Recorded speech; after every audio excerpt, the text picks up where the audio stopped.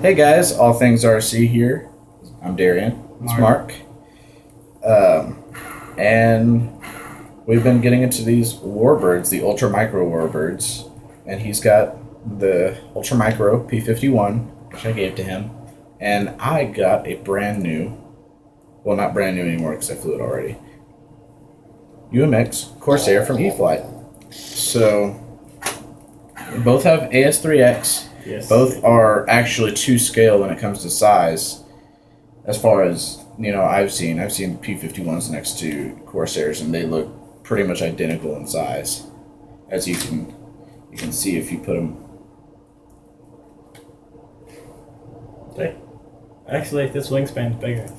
Yeah, 16.2 inches, 15.9 inch, but I believe that's because of the gull wing design on the Corsair. So, anyways, I don't have any servos. Why don't I have servos, Darian? Because there's little bars that come from inside the plane to the flaps on the ailerons. Yeah. Inside, so I have no servos. Mine looks cleaner.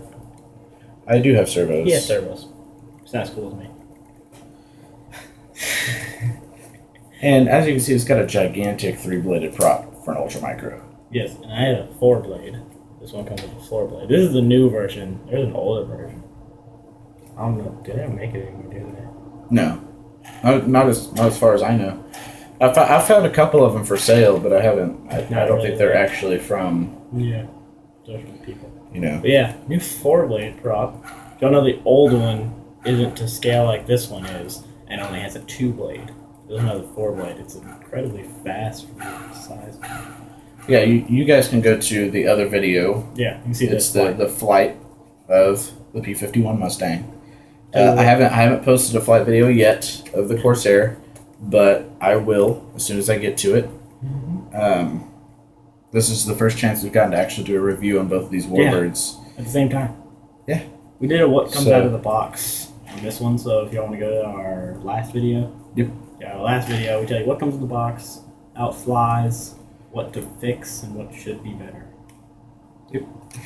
And it's pretty much all the same things on the Corsair too. Basically. You're gonna want to get, I've got this foam safe, super gold gap filling glue, and that's like rubber cement for these planes. Yeah, it seriously is. But the only thing, so this at his hobby shop, and probably every other hobby shop, is around like $13.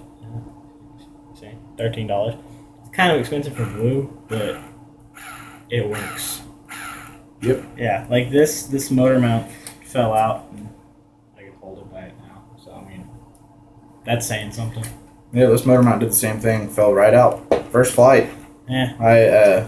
Bad motor. Actually, it was my second flight. The first flight was fine, and then I threw another battery in it. Went out to fly it again, but I took the landing gear out, and went to hand launch it. And as soon as I hand launched it, a gust of wind just took it right into my fence, and knocked the motor mount right out of place. Yeah. But it's an easy fix. You take an X-Acto knife, you go down the side of the plane where the crease is, you cut all the tape out of it. On the tape. Don't cut your plane. Well, yeah, but there's a crease there, so you don't cut your plane. Yeah. But follow the crease. What he said. And then you fold the fuselage over, and you can glue it right back in. Yeah. It's not that big of a deal. The only thing is, whenever I did that, it made a couple of dents on the. Yeah. On the. What do we call the nose? A hole. But even look at that. Look at the design on that. It actually has a scale motor. Yes. Detail in it, which I think is pretty cool. It's got the exhaust pipes right there. Yeah, mine are they're stickers. They're not. Mine are plastic.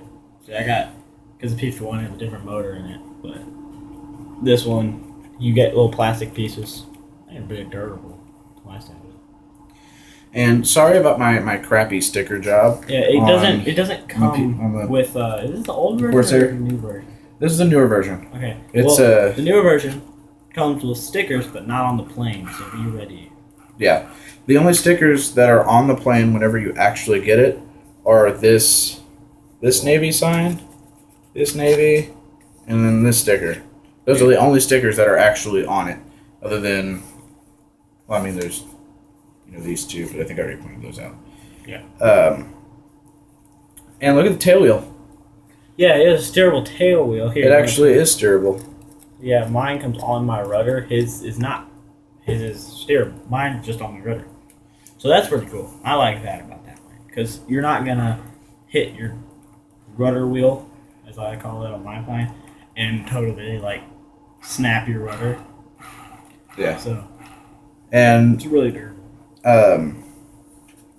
Another thing about this is whenever I pulled it out of the box and linked it to my DX5, it was way out of trim. The rudder was way over to the left.